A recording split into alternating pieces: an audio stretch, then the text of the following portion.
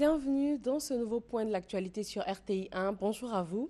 Les présidents ivoiriens et ghanéens se sont rencontrés hier à Genève en Suisse. Cette initiative de Kofi Annan leur a permis de discuter du différend relatif à la délimitation de la frontière maritime entre les deux pays. Les deux présidents ont décidé de s'engager dans un processus de coopération préconisé par le Tribunal international pour le droit de la mer. Le ministère de la Santé implique les députés dans la lutte contre le tabagisme. Ils ont été informés et sensibilisés sur les instruments de lutte anti-tabac dont dispose la Côte d'Ivoire. Dans ce pays, le tabac tue chaque année plus de 5000 personnes. Ami Sissoko.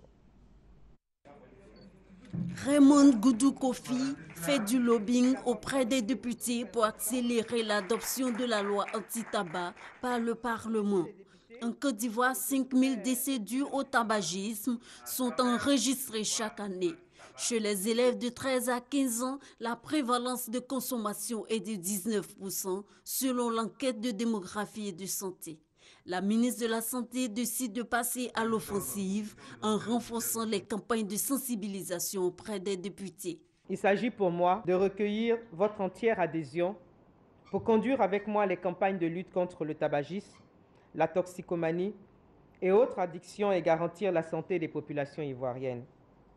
Je sais que sans la maîtrise des différents instruments internationaux et nationaux édictés à cet effet, et sans vos orientations et suggestions au niveau des stratégies adoptées, votre accompagnement risque de ne pas être à la hauteur de mes espérances. Projection de films sur les méfaits du tabac, remise de matériel aux parlementaires, le plaidoyer de la ministre rallie les députés à la cause. En réalité, le décret portant interdiction de fumer dans les lieux publics et les transports en commun est très peu respecté.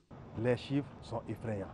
Ne pas voter ce projet de loi, mais c'est comme si on envoyait la jeunesse ivoirienne à l'abattoir. Quels sont ceux qui fument de façon générale? 80-90% sont les jeunes, les lycéens, les étudiants. Qui a intérêt à laisser sa jeunesse mourir de cette manière-là? C'est en 2014 que le gouvernement a pris le projet de loi anti-tabac. Bientôt, ce projet sera sur la table des députés à l'Assemblée nationale. Mission de prospection ivoirienne au Maroc. Elle est allée s'inspirer du modèle marocain en matière de construction.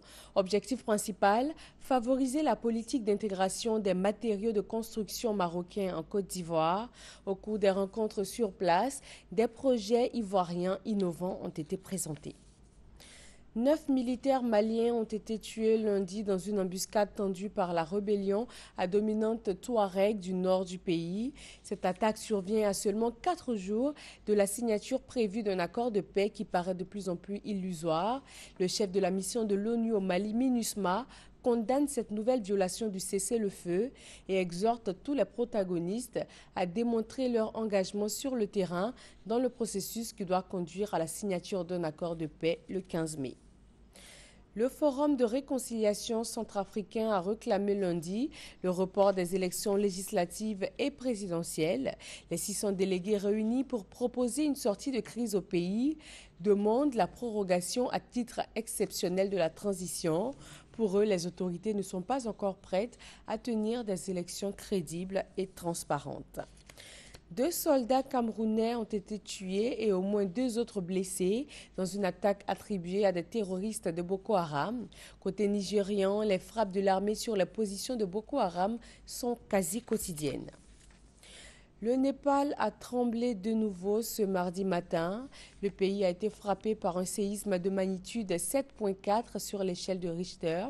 Les secousses ont été ressenties jusqu'à New Delhi, la capitale indienne, où les immeubles ont tremblé pendant plus d'1 minute. Un précédent séisme de magnitude 7,8 avait dévasté le Népal le 25 avril dernier, faisant plus de 8000 morts et 17 800 blessés, selon le dernier bilan fourni par les autorités népalaises. Et voilà pour ce bref point de l'actualité. Le journal, c'est à 13h sur RTI 1. À tout à l'heure.